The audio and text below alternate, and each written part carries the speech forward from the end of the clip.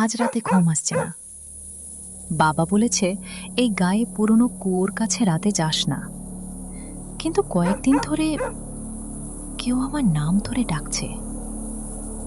সোনালি, সোনালি। প্রথম রাতে ভেবেছিলাম স্বপ্ন দেখছি, দ্বিতীয় রাতে আবার সেই ডাক, এবার খুব কাছে থেকে, কুয়োর ভেতর থেকে।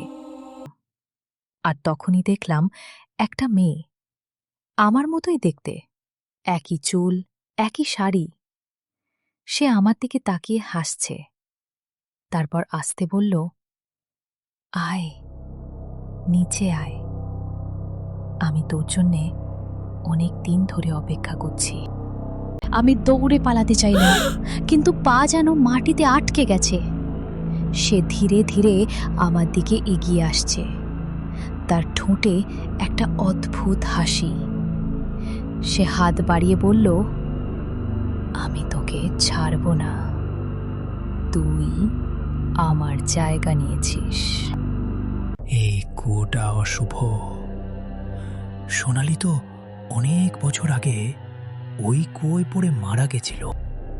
সবাই ভুল গল্প জানে, আমি আসল সোনালি। এই কুয়োতেই আমি মরেছিলাম 10 বছর আগে। আর যে এতদিন ধরে গ্রামে ঘুরে বেড়াচ্ছিল, সে আমার শরীর নিয়ে থাকা একটা অশরীরী।